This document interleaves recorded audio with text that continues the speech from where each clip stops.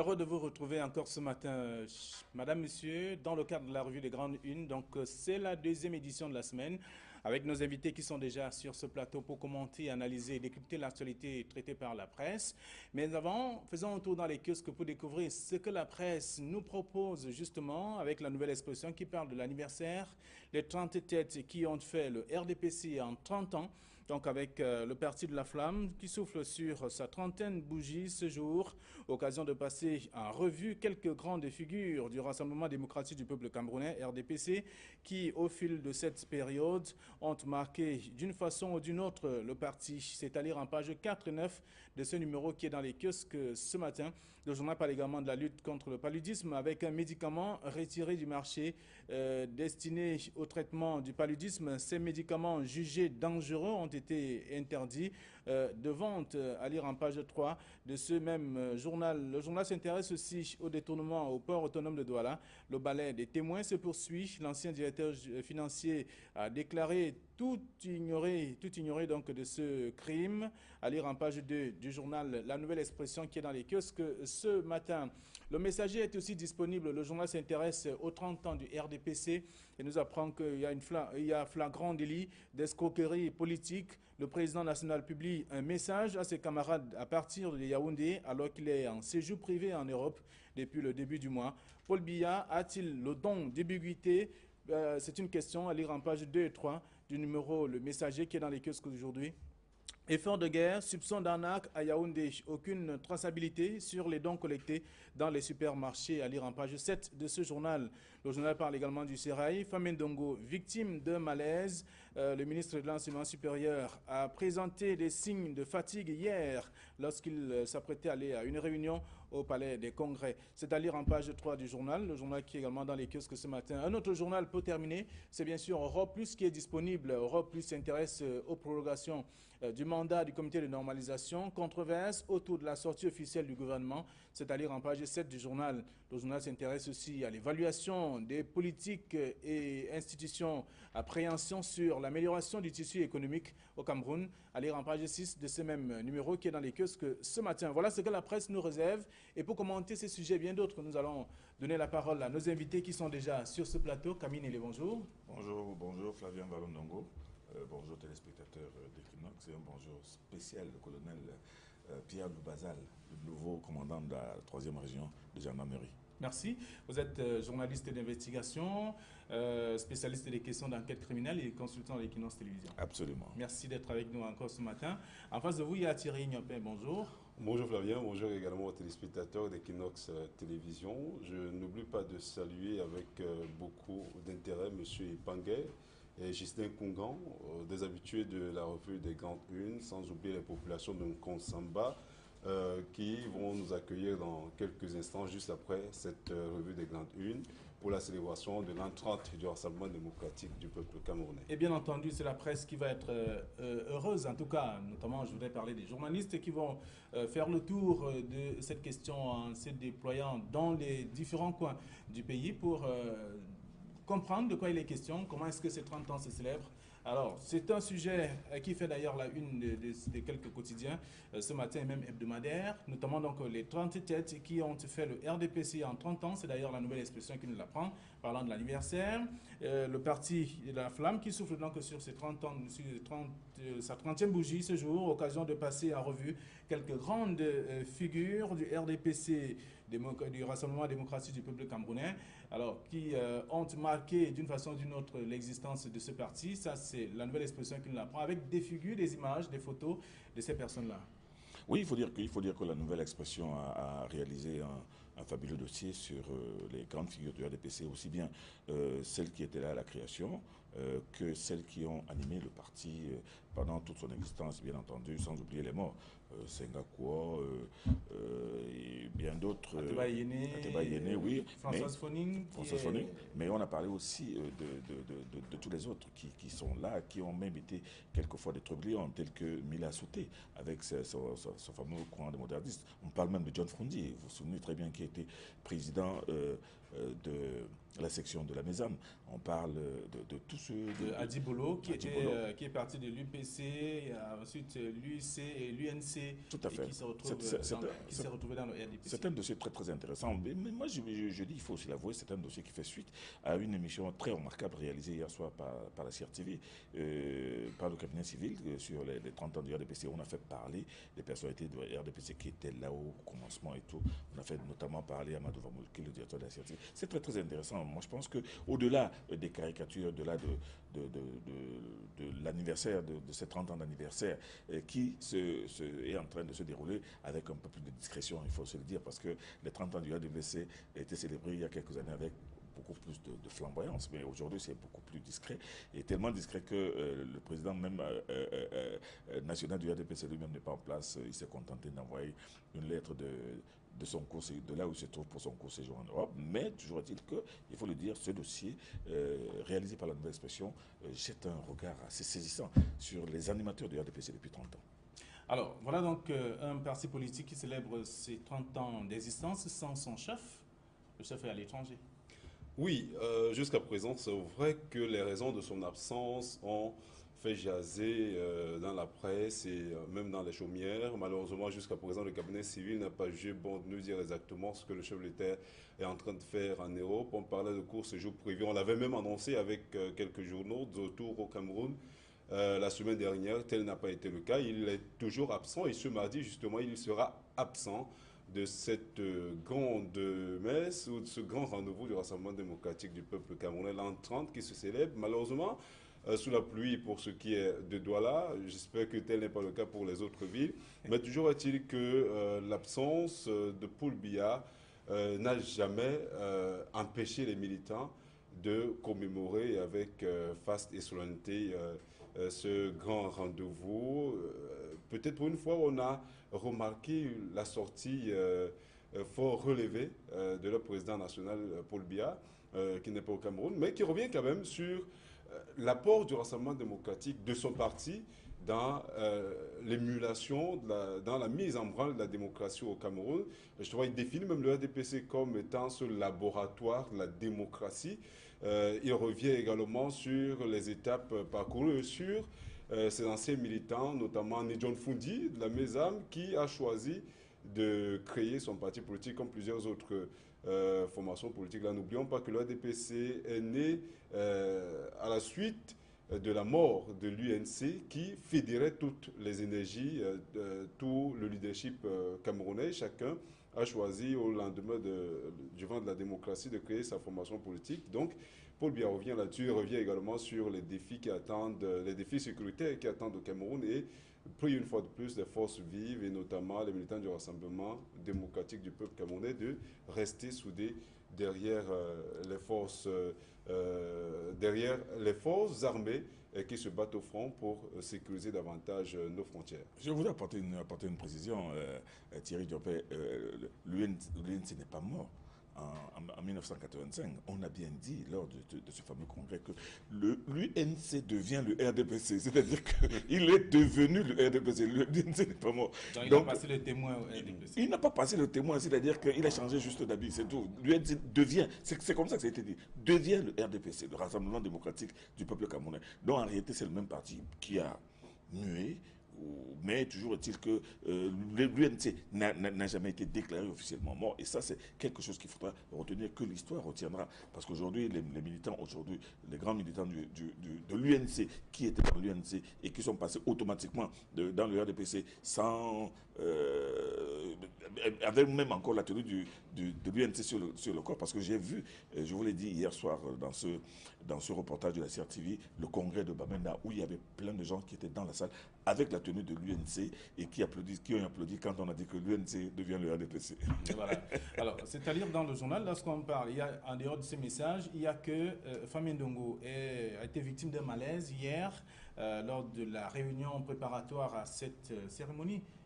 Oui, on le dit, la presse le relève ce matin. C'est le messager qui nous l'apprend. Oui, mais plusieurs journaux, plusieurs radios ont fait état justement de ce malaise de M. Famien Ndongo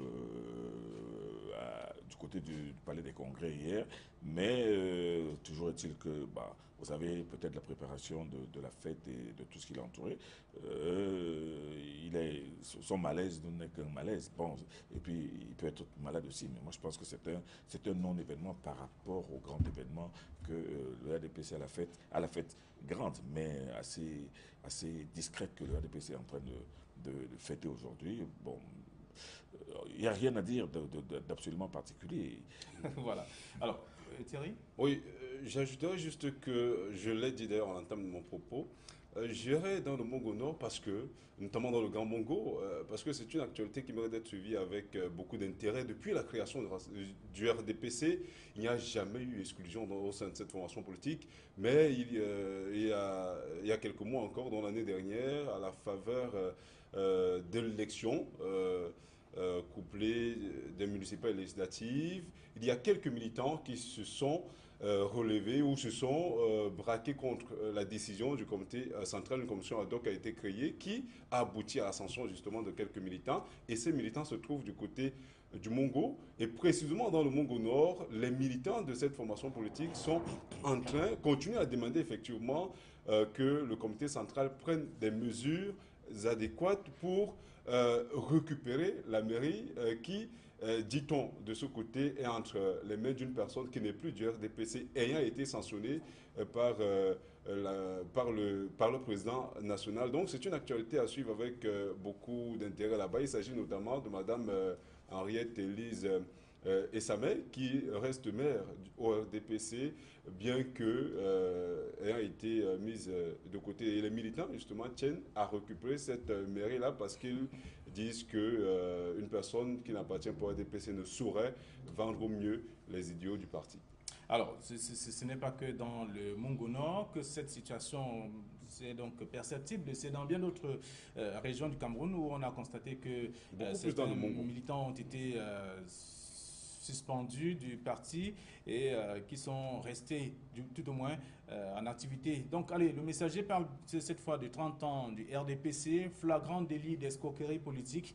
Le président national publie un message à ses compatriotes, à ses camarades du parti à Yaoundé, alors qu'il est donc en séjour privé en Europe depuis le début de ce mois de mars. C'est ce qu'on lit dans le journal. Et le journal s'est demandé si Paul Biya est donc a le don d'ambiguïté. Donc il peut être en France et être également au Cameroun à la fois. C'est un peu cela qu'on peut lire dans le journal Le Messager et la Nouvelle Expression qui parle de l'anniversaire des 30 têtes qui ont fait le RDPC en 30 ans avec des visages que l'on connaît bien. Jean-Jacques Ekindi également qui fait partie de ces images. Françoise Foning, on sait qui beaucoup sont décédés. Marafa Midou-Yaya également.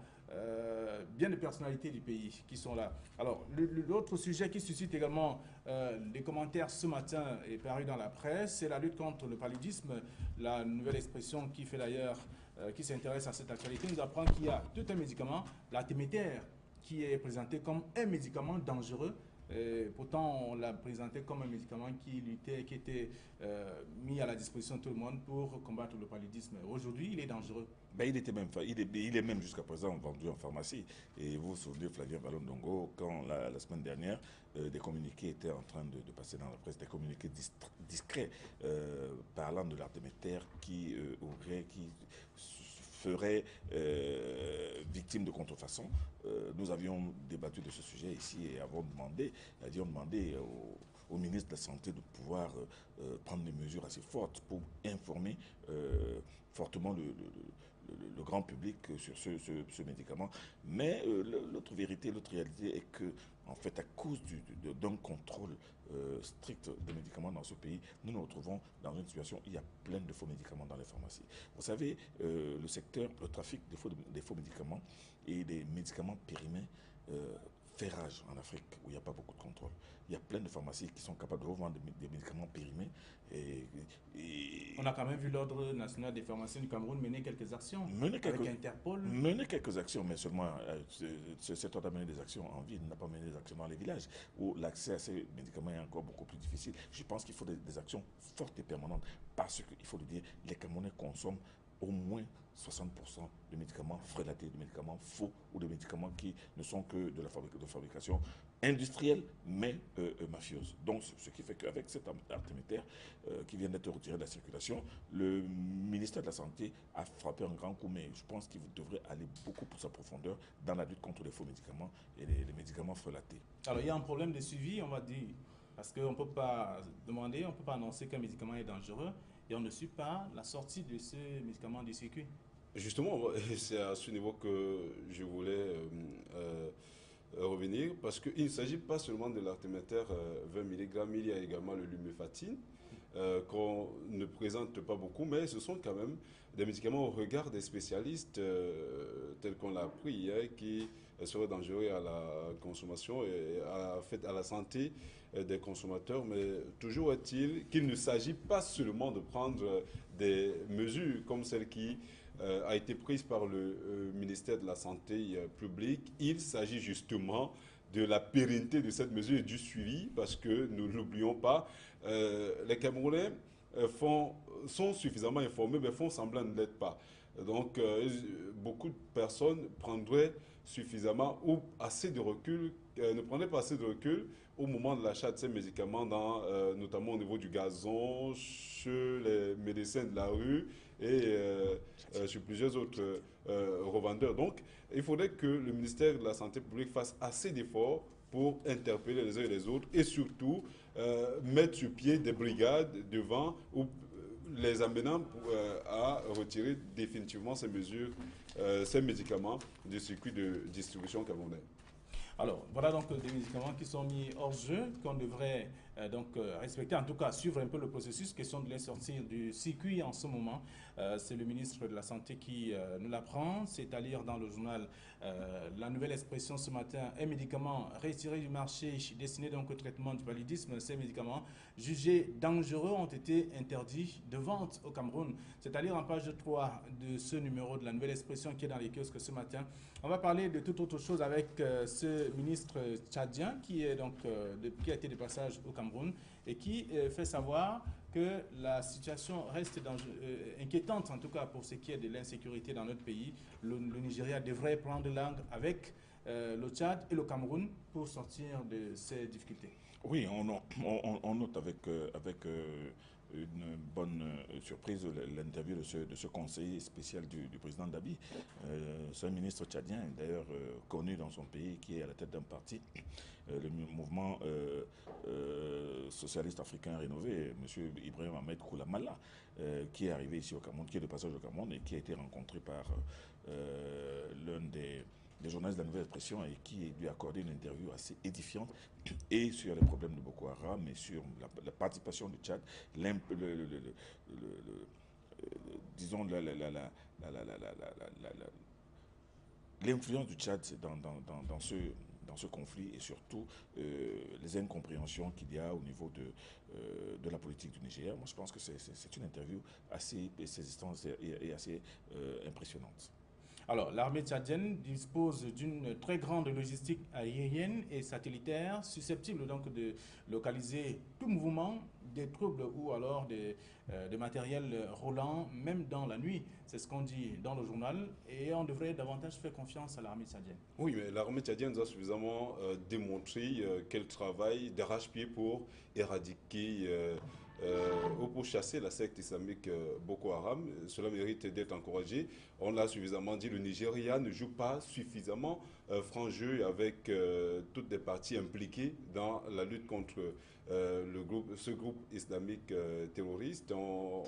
Par exemple, pour ce qui est le Cameroun, le droit d'ingérence nous a été refusé jusqu'ici, alors que nous étions l'un des premiers pays à être ciblés au-delà justement du Nigeria. Donc il faudrait que, on l'a toujours dit ici, que toutes les forces, tous les pays impliqués s'engagent véritablement pour mettre de côté ou pour chasser définitivement Boko Haram. Merci à vous, chers messieurs, d'être venus commenter l'actualité ce matin. En tout cas, le sujet est à lire. Si le Nigeria ne joue pas franc jeu avec le Tchad et le Cameroun, c'est son problème. C'est ce que nous apprend d'ailleurs la Nouvelle Expression ce matin. C'est un article à lire Il y a faire lire avec un homme politique tchadien de premier plan de passage au Cameroun qui a été rencontré justement par l'équipe de la Nouvelle Expression pour essayer d'expliquer un peu le phénomène, l'importance même d'être en harmonie, en tout cas le Nigeria, le Tchad et le Cameroun, d'être en harmonie pour mettre terme donc à cette nébuleuse qu'est Boko Haram. On va peut-être sortir avec un dernier sujet de ce matin qui parle de cette affaire qui suscite également des réactions. On revient au pays avec des soupçons d'arnaque à Yaoundé. Aucune traçabilité même sur les dons collectés dans les supermarchés. Ça, c'est pour l'effort de guerre. L'argent dans les supermarchés, il y a des boîtes. Vous mettez votre pièce, ce qui vous semble important, une pièce d'argent, et quel que soit le montant. Et c'est pour soutenir l'armée camerounaise. Mais maintenant, la presse, le messager notamment fait savoir qu'il n'y a pas de traçabilité véritable sur la destination même de cet argent collecté. C'est évident, c'est évident. On ne peut pas mettre des caisses à tous les supermarchés et demander aux gens de mettre de l'argent là-bas. Ces gens même ne savent pas qui collecte l'argent, quand ça a été collecté, quand c'est réuni et quand ça va être emballé pour être envoyé soit à la disposition du ministère de la Défense, soit à la...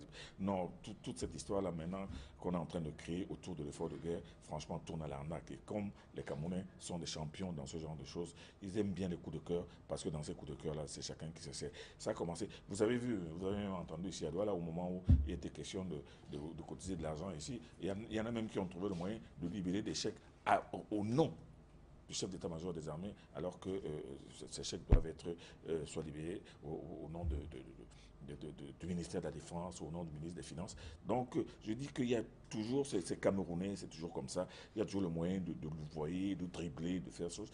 Or, quand on commence dans le supermarché, vous vous souvenez la semaine dernière encore, ou non, il y a 2 semaines, quand il était question de faire le coup de cœur du côté de Kribi, les suspicions qui ont été révélées par les journaux. Donc, tous les départements, partout en tout cas, même les arrondissements, chacun, en fait, chaque responsable a dû se mettre sur pied pour organiser une quête en faveur de notre armée camerounaise. C'est bien dommage, hein. Soulignons que pour ce qui est des chèques libérés au nom du général Meka, c'est une volonté du ministère de la Défense. Donc, cette opération avait même été dénoncée ici à Douala quand il s'agissait de collecter les 207 millions qui avaient été collectés en présence du gouverneur Betty Assomon. Cette opération avait été dénoncée en principe parce qu'on ne sait pas.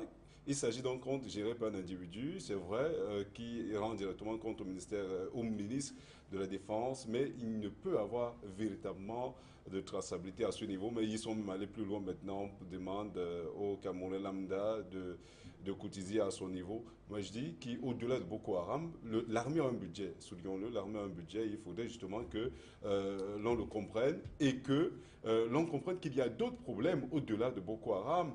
Dans le nord et dans l'est du pays, l'enclavement est total. On ne savait pas que les Camerounais avaient autant d'argent. Pourquoi ne pas mobiliser également autant d'énergie pour sauver ces Camerounais-là qui ont des problèmes d'accès à l'eau potable, des problèmes de santé, des problèmes même infrastructurels. Donc, organisons donc des coups de cœur pour sauver davantage le Cameroun des autres maux qui les minent. Au-delà de l'insécurité, il y a également des problèmes qui minent les Camerounais. Il faudrait justement qu'on y pense. Si on a de l'argent à mettre de côté, l'armée a un budget, soulignons-le. Et si on peut mobiliser de l'argent, concentrons-nous sur d'autres mots qui nous minent au quotidien. Alors, est-ce que le problème se trouve au niveau de la collecte? Le problème se trouve peut-être au niveau de la gestion même de ces fonds? C'est au niveau de la gestion, c'est-à-dire au niveau de l'intention. Moi, je pense que les Camerounais sont généreux et les Camerounais aiment bien rendre service. Moi, je pense que le fait, cette mobilisation pratiquement généralisée de gens pour venir en aide, pour donner ce coup de cœur, elle est louable. Elle démontre que les Camerounais ont du cœur et ont envie de faire quelque chose. Et pour les militaires et même pour les populations qui sont absolument sinistrées de ce côté-là. Mais le véritable problème, c'est qu'à la source, il y aura forcément beaucoup de malins qui vont trouver le moyen de se mettre des choses dans la poche. Voilà, merci à vous, chers messieurs. Donc, soupçon d'arnaque à Yaoundé, effort de guerre, aucune traçabilité sur les dons collectés dans les supermarchés. L'article est à lire en page 7 de Le Messager qui est dans les kiosques ce matin. Merci donc d'être venu commenter les sujets parus dans la presse. Tout plaisir était pour moi. Camille Nélé, également Thierry Niopé, et à vous également, chers téléspectateurs. Il vous reste juste à faire un tour dans les kiosques pour davantage comprendre ce que la presse nous propose ce matin en lisant pratiquement tous les sujets parus dans la presse. Nous sommes restés sur l'essentiel. La suite, c'est avec vous. Bonne journée et à demain, 9h30 pour une autre édition de la Revue des Grandes Lunes. Au revoir.